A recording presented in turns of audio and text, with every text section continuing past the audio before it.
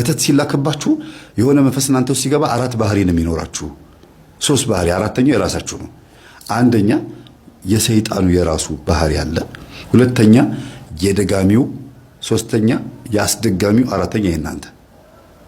ያ ማለት አባትየው አስደጋሚ ናቸው፣ ደብተራው ደጋሚ ነው፣ ሰይጣኑ ደግሞ በራሱ ክፉ ባህሪ ያለው። የሁሉም ባህሪ የእናንተም ሲቀላቀል አራት ባህሪ ነው የሚኖርባችሁ። ይሄ በጣም ከባድ ነው። ስለዚህ ይሄ ልጅ ወዶ አይደለም ይሄ ሁሉ ሲፈገይ የነበረው፣ ይሄ ሁሉ ፖሊስ ሲያስቸግር፣ ይሄ ሁሉ መከራ ሲያሳይ የነበረው ወዶ አይደለም። እና አባትየው ላይም ደግሞ የጨንገር መንፈስ አለ። ከአባት የመጣው ዛር ማነስ ሲባል ጨንገር ነኝ አለ። ጨንገር ማለት ደግሞ የኃይለኝነት የዱላ የምናም መንፈስ ነው። አዛዝኤል በሉት በቃ የጦር መንፈስ ነው። ጦረኛ መንፈስ ነው። አዛዝኤል ሁለት አይነት ነው። ሴቶችን ኩል መኳል፣ ቅድም መቀነብና እንሾሽላ መሞቅን አስተማረ ይላል መጽሐፈ ሄኖክ ምዕራፍ 2 መጽሐፈ ሄኖክ ላይ። ለወንዶች ደግሞ ቀስት መምዘዝን፣ ጦር መምዘዝንና ጦርነትን፣ ኃይለኝነትን አስተማረ ይላል።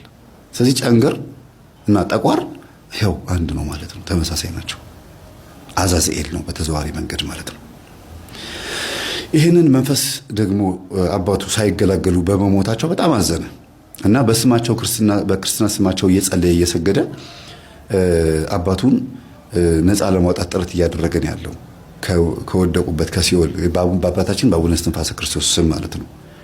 የአባታችን የአቡነ እስትንፋሰ ክርስቶስ ቃል ኪዳን የሞቱ ሰዎችን ወደ ገነት ከሲኦል ወደ ገነት የማሸጋገር ቃል ኪዳን ነው። ለዘመዶቻቸው ይጸልዩ ነበር እሳቸውም እና ንስሐ ሳይገባ የሞተ ሰው ካላችሁ ስለ አቡነ እስትንፋሰ ክርስቶስ ብላችሁ ሱባኤ ግቡለት፣ ጸልዩለት። እግዚአብሔር አንድ ቀን ሊምረው ይችላል። በምድር ላይ ያሉ ሰዎች ስለሞቱ ሰዎችም በምድር ስላሉ ሰዎችም የማዳን ተስፋ ተሰጥቷቸዋል፣ ወይም ደግሞ ፍቃድ አላቸው። እኛ አሁን ቻንስ አለን ማለት ነው።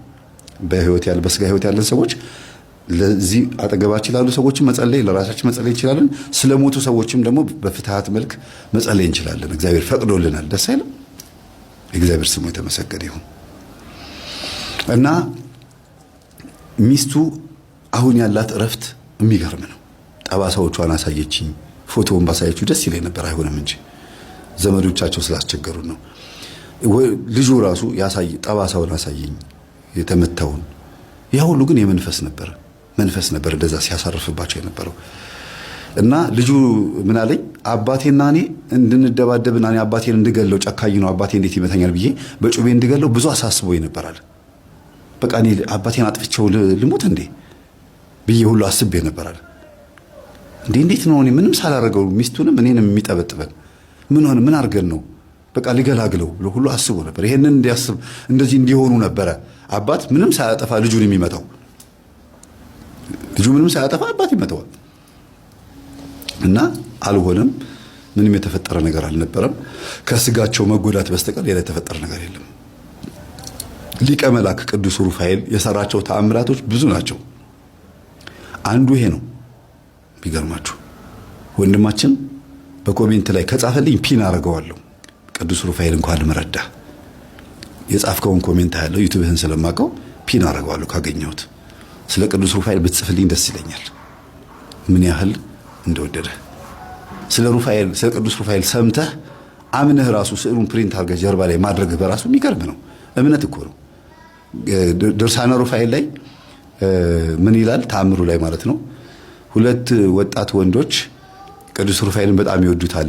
ግንበኞች ናቸው፣ መሐንዲሶች ናቸው እና በድሮ ዘመን ነውና እነዚህ ግንበኞች ሩፋኤልን ስዕሉን ስላጡ በጭቃ በሲሚንቶ አድርገው ግድግዳ ላይ ስዕሉን ሳሉት፣ እየለጣጠፉ ሳሉትና የ6 ሰዓት ጸሎት ሲደርስ ምሳቸውን በልተው ከጨረሱ በኋላ መተው ከምሳቸው በፊት ጸልየው ከዛ ምሳቸውን በልተው ነው ወደ ስራቸው የሚመለሱትና አንድ አይሁዳዊ ወይም ደግሞ በወቅቱ የግሪክ ፈላስፋም የሆኑ ሰዎች ናቸው ይባላልና መጥቶ የቅዱስ ሩፋኤልን ስዕል ሰደበባቸውና ፈቀፈቀው ከግድግዳ ላይ። ተው ረፍ፣ ይሄ ስዕል ነው ሩፋኤል ነው እያሉ እየነገሩት ሲፈቀፍቀው እያላገጠ ሲፈቀፍቀው እጁን ቆረጠው ነው የሚለው። እጁን መታው፣ ሽባ አደረገው፣ መሬት ላይ ጣለው፣ ልምሾ አደረገው ይላል። ነው ብላችሁ ካመናችሁ ነው በቃ ሩፋኤል ነው ይሄ ስዕል ካላችሁ ነው። ሚካኤል ነው ካላችሁ ሚካኤል ነው። እናንተ ነው ብላችሁ ባማናችሁበት ላይ ግን ሌላ ሰው መጥቶ የሆነ ነገር ሊያደርግ ከሞከረ የእጁን ያገኛል። እንዴ የመድኃኒዓለም ስዕል ላይ ሽንቱን የሸና ፕሮቴስታንት ብልቱ እንዴት እንደተበላሸ ሰምታችኋል አይደል እንዴ? በቲክቶክ አላያችሁ እንዴት እንደሆነ እኔን ያየ ይቀጣ ብሎ እንዴት እንደወጣ።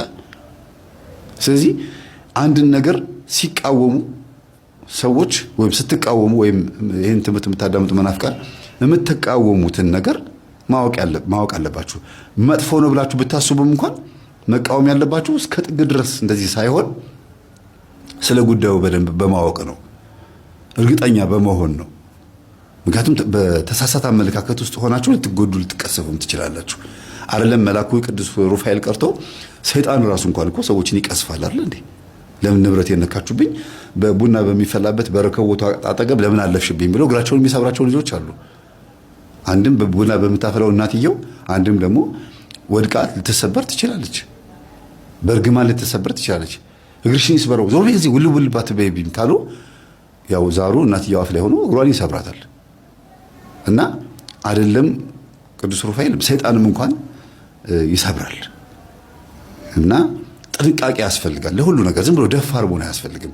እኔ ኃጢአተኛና በደለኛ ነኝ፣ ጌታዬ ነው ኃይሌ፣ ኢየሱስ ክርስቶስ ነው፣ መላእክቶች ይጠብቁኛል ለሚባለው እንጂ ይህ እንደዚህ በቃ መደንፋት አያስፈልግም። እኛ ከቅዱሳን የተማርነው ከአባ እንጦንስ ከአባ መቃርስ የተማርነው ይሄን ነው።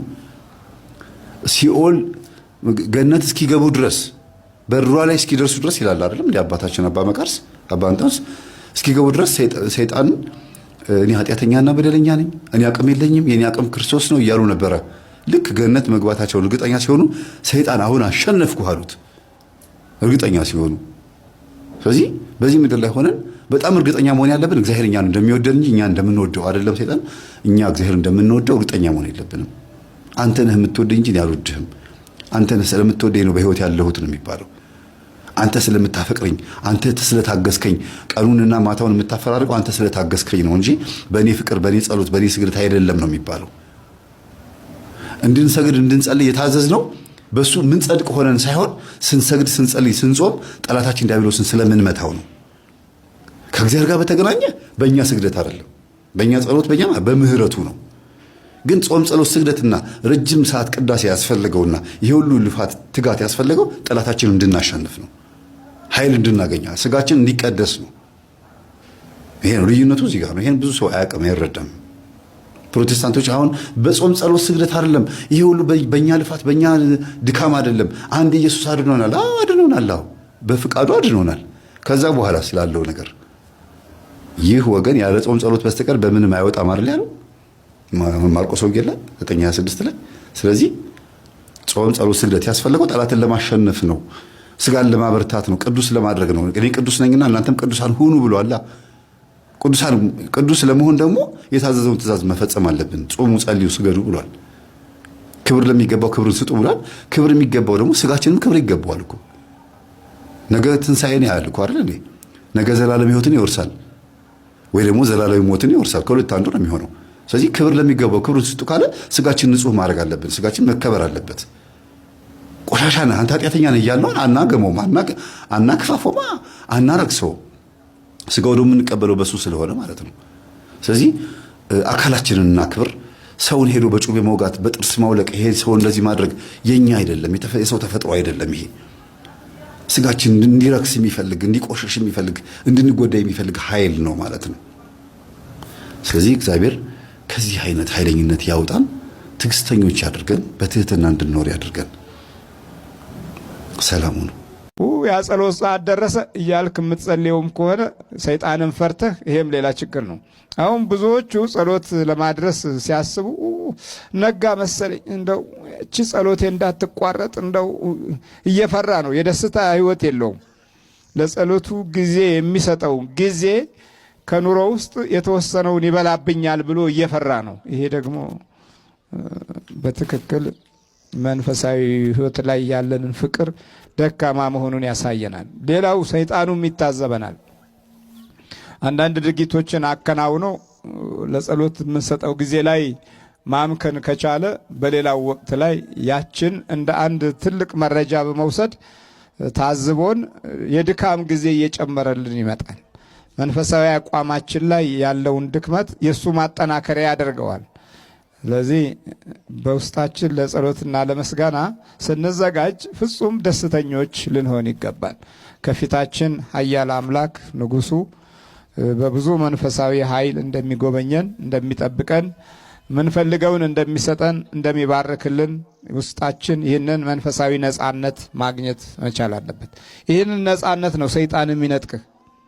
ይሄ ነጻነት ዓለም፣ ነገስታት፣ መሪዎች፣ መኳንንቶች፣ ማዕረግ፣ ስልጣን አያመጡትም።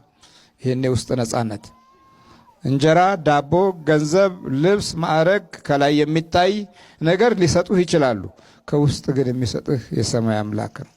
ይህንን ነው ከውስጥ ማግኘት የሚያስችለውን ኃይል እስክንለብስ ድረስ ነው በኢየሩሳሌም ከተማ ቆዩ አላቸው። በጽርሐ ጽዮን መንፈስ ቅዱስ የወረደበት ቦታ በዛ ቦታ ላይ ቆዩ አላቸው። እነሱም እዛ ቆዩ። ዳዊትም እንዲህ አለ፣ ቆይቼ እግዚአብሔርን ደጅ ጠናሁት፣ እርሱም ዘንበል አለልኝ። ዘንበል አለልኝ። ቆይቼ ነው፣ ቸኩዬ አይደለም። ከውጭ ሀገር ብትመጡ አሁን ብዙ ሰዎች አላችሁና ትቸኩላላችሁ። እግዚአብሔር የሚለው ቆይቼ ነው። እናንተ ከስራችሁ ከኑሯችሁ ከጊዜያችሁ ጋር ነው የምታስቡት። እግዚአብሔር ለእናንተ ያለው ሐሳብ ደግሞ ብዙ ነው። አንዳንዶቻችሁ እዚህ በደንብ መንፈሳዊ ኃይል ምን እንደሚመስል እንድትገነዘቡም ሊሆናል ይችላል ዝም ሲል። ሌላው በጠላታችሁ ላይ ያላችሁ መንፈሳዊ ንቃት እንዲበረታ ነው ዝም የሚላችሁ። በሌላ በኩል ደግሞ መንፈሱ ከወጣላችሁ በኋላ የሚገጥማችሁ ችግር ደግሞ ሌላ ጥጋብ ስለሚሆን ዝም ይላችኋል። እዚህ ጊዜ ለበጎ ነው እንድማርበት እግዚአብሔር ፈቅዷል ማለት ነው እንጂ አልወጣልኝም እዛ ሄጄ በቃ ብለህ ተስፋ የምትቆርጥ ከሆነ ሲኦል ነው ይዞ መሄድ። እሱ ችግር የለበትም። ግን የእግዚአብሔርን ዓላማ ነው ማወቅ መጠበቅ ያለብን። ዳዊት ያለው ምንድን ነው? ቆይቼ እግዚአብሔርን ደጅ ጠናሁት እርሱም ዘንበል አለልኝ። መቆየቱ መካከል እልህ መግባት የለብንም። በመቆየቱ መካከል እግዚአብሔር ለበጎ ነው። ይሄን ያህል ጊዜስ መማሬ ቀላል ነው ወይ? ይሄን ያህል ጊዜስ ማወቄ ቀላል ነው ወይ ነው ትልቁ ነገር። እና የምንገነዘባቸውን ነገሮች ከልቦናችን ውስጥ ሰይጣን ስለሚሻማ እኛ የምናየው እዚህ አውቶቢስ ወይም መተን ከፍለን እዚህ መቀመጣችንን ኢኮኖሚ ማውጣታችንን ከኑሯችን ውስጥ የተወሰነው ክፍል በመጓጓዣ መጨረሳችንን ይሆናል። በረከቱን አናስተውለውም። ከእጃችን ለሚወጣው ብቻ ነው ግምት የምንሰጠው። ያም ደግሞ በራሱ መንፈሳዊ ብስለት ላይ ያለን ድክመት በግል እንደው እንዴት ነው በግለኝነት ብቻ የምናስብ ከሆነ በራሱ ብዙ ማስተዋሎችን ይከለክለናል። እና በኢየሩሳሌም ከተማ ቆዩ ምን እስክትሉ ድረስ? ኃይል እስክትለብሱ ድረስ። ያ መንፈስ ቅዱስ ሲመጣ ጴጥሮስ በነገስታት ፊት መቆም ቻለ። ያንን ኃይል ስለከለበሱ በኋላማ በቃ አንድ ቃል ሲናገሩ የህዝቡ ልብ ብቻ ይቀልጥና እረ የእናንተ ማህበር ይመቻል እያሉ ሁሉም ወደ መንፈስ ቅዱስ ማህበር እየመጣ ልባቸው የተነካ በ3 ቀን ትምህርት ብቻ ወደ 3000 4000 ህዝብ ህሊናቸውና ልቦናቸው ተነክቶ ከጌታ ሐዋርያት ህይወት ውስጥ ገቡ። የኛ ልብ አይነካም። ለምን? አይነ ጥላ አብሮ እየተወለደ የኛን ልቦናና ህሊና ለመንካት ስንት ዓመት ይኸው ታገለን እኮ ስንት ዓመት ከጎርጎሪዎስ ጀምሮ ስንት ዓመት። ምክንያቱም ውስጥ ያለው ኃይል የመንፈስ ቅዱስን ኃይል የሚጋፋና በዘር ምክንያትም ራሱ የሚከራከር ነው። አልሰጥም እያለ ለእግዚአብሔር ልጅነት አልሰጥም፣ ልጄ ነህ፣ ዘሬ ነህ እያለ የሚታገለን ጠላት እጅ ውስጥ እኮ ነው ያለ ነው። አይደለሁም ደግሞ ለማለት የኛ ዝግጅት ደግሞ ያጥራል። እኔ ዘርህ አይደለሁም በቃ ድሮ ነበራ፣ ድሮ ቀረ። በእግዚአብሔር ዘንድ የድሮውንም ሽሮ አዲስ ኪዳን ፈጥሮልናል። አይመለከትህም የምንልበትን መንፈሳዊ ወኔ ለማበርታትና ለማጠናከር የግድ ከእግዚአብሔር ቃል መድረክ መራቅ የለብንም። የዝሙት መንፈስ በውስጣችን ለመኖሩ ምልክቱ አንደኛ ያንቀሸቅሻል። ሰዎች አንድ ነገር እስኪያደርጉት ድረስ በጣም ያንቀሸቅሻቸዋል። ካደረጉት በኋላ ደግሞ ጸጸት በውስጥ በኩል እንዲፈጠር ያደርጋል። ስለዚህ የዝሙት መንፈስ ስራው ምንድነው? እንድንተኛ ማድረግ ብቻ ሳይሆን ከተኛን በኋላ እንድንጎዳ ማድረግ ነው ስራው። ሁለተኛ የዝሙት መንፈስ መኖሩ ምልክቱ አጠገባችን ላሉ ሰዎች የምናሳየው ባህሪ ይለያያል። አንድ አይነት ባህሪ አናሳይም። ባህሪያችን ይቀያየራል። ለምሳሌ ለሚስቱ የሚያሳየው ባህሪ፣ ለልጆቹ የሚያሳየው ባህሪ፣ ሚስትም ሴትም ከሆነችም የዝሙት መንፈስ ካለባት ለባሏና ለልጆቿ የምታሳየው ባህሪና በዝሙት ለወደቀችበት ቦታ የምታሳየው ባህሪ ይለያያል። የዝሙት መንፈስ እናንተ ተረዱት ምን አይነት ባህሪ እንደሆነ በየቤቱ ስለሚለያይ እናንተ ራሳችሁ ወቁት። ሌላው የዝሙት መንፈስ ውስጣችን መኖሩ ምልክቱ ግለ ወሲብ የምንፈጽመው ነገር ነው። ግለ ወሲብ አይነ ጥላ ምንም እንኳን የምታስፈጽም ቢሆንም ሴቶችም ወንዶችም ግለ ወሲብ የሚፈጽሙት ያንን ስሜት ለማስተናገድ ነው። ያንን ስሜት እንደ ሱስ ታደርገዋለች። እንደ ሱስ በዕለት በዕለት ሰው የሚበላው ሱስ ሆኖበት ብቻ አይደለም፣ የግድ የህይወቱ አንድ አካል ስለሆነበት ነው። ካልበላ ስለማይኖር ነው። ዝሙት ካልፈጸመ እንደማይኖር አድርጎ ይስልበታል ማለት ነው። ልክ እንደ ምግብ ማለት ነው። ዝሙት ካልፈጸመ ደስ እንዳይለው አድርጎ ይሰራበታል ወይም ይሰራባታል መንፈሱ ማለት ነውና ይሄንን ስሜት የምታስተናግዱ ከሆነ ከዚህ ስሜት መላቀቅ ካቃታችሁ መንፈሱ አለ ማለት ነው። ሀቢት ወይም ድግግሞሹ ተርኒንግ ፖይንቱ እዛው ላይ የሚጥላችሁ ከሆነ አሁንም እንድታረጉት የሚጋብዛችሁ ከሆነ በትክክል መንፈሱ አለ። እሺ ይሄ መንፈስ ስታውቁበትና ስትነቁበት ስልቱን እንዴት ይቀይራል? አንደኛ ያገባችሁ ከሆናችሁ አንቺ እየሰገድሽ እየጸለይሽ ይሄ መንፈስ ለማስወገድ ወይም ደግሞ ስርዓት ይዘሽ በጾም ውስጥ ማለፍ የምትፈልጊ ከሆነ ከአንቺ ይወጣና ባልሽ ላይ አርፎ ያስጨንቅሻል። በሰንበት ቀን፣ በግዝት ቀን፣ በአጽዋማት ጊዜ ምናምን ላይ ችግር ይፈጥራል ማለት ነው። ያስጨንቃል፣ ያስቸግራል። አንተም ላይ ደግሞ ከሆነ ሚስትህ ላይ ከአንተ ወጥቶ ሚስትህ ላይ ያርፋል። በፍቅረኛሞቹ መካከልም ከሆነ ደግሞ መስገድ፣ መጾም፣ መጸለይ ሲጀምሩ ይፈታተናቸዋል። መዳራት፣ ሸራ መጓተት ምናምን እንደሚባለው አለ አይደለም? በዛ ነገር ውስጥ ይጥላቸዋል። ከባድ ችግር ውስጥ ይከታቸዋል። እና መንፈሱ ከኛ ይወጣና እኛ ስንተጋበት ከኛ ይወጣና ሌሎች ሰዎች ላይ አድሮ መጥቶ ያንን ጉዳይ እንድናስተናግደው እንድናስበው ከአይምሯችን እንዳይጠፋ በጾሙም ሆነ በዛ በዕለቱ ወይም ደግሞ በጉዳዩ በረከት እንዳናገኝ ያደርገናል ማለት ነው። የረከሰ ሐሳብ ስለሚያመጣ ሁልጊዜ የረከሰ ሐሳብ መሆኑን ሳይነግረን እኛ እንዲጥመንና እንዲጣፍጠን አድርጎ ነው የሚያመጣው። ለእኛ እንዲስማማ አድርጎ ነው የሚያመጣው። ደግሞ ነገሮች ምቹ ይሆናሉ። ይሄን ለመፈጸም ይሄን ለማድረግ ነገሮች የተመቸ ይሆናል። መንገዱም፣ ሁኔታውም፣ ገንዘቡም አጠቃላይ ምቹ እንዲሆን ያደርገዋል። በባልና ሚስት መካከል ግን ምቹ እንዳይሆን ያደርገዋል። በሁለታችሁ መካከል ቅራኔ እንዲኖር ምክንያት ተፈጥሮ በምትሰርቁት ጉዳይ ላይ ግን ምቾት እንዲፈጠር ያደርጋል ማለት ነው። ነገሮች እንዲስተካከሉ እንዲሳካ ያደርገዋል። እና የተሰረቀ ይጣፍጣል ብለው እንደሚሉት አይነት ነገር አካሄድ እንድትሄዱ ያደርጋችኋል። ከዚህ ነገር መላቀቅ የሚቻለው እንዴት ነው? መጀመሪያ ስትሰግዱ ስትጸልዩ ይሄን መንፈስ ለመያዝ ከሆነና ከመንፈሱ ለመላቀቅ ከሆነ መጀመሪያ ታሰር ነው የሚባለው። ባለህበት እዚሁ እኔ ጋር ማንም ጋር እንዳትሄድ እኔው ጋር ሆነ ታሰር ነው የሚባለው። እኔው ጋር ሆነ ታሰር። ከዛ በኋላ ትሸኙታላችሁ፣ ታሸኙታላችሁ።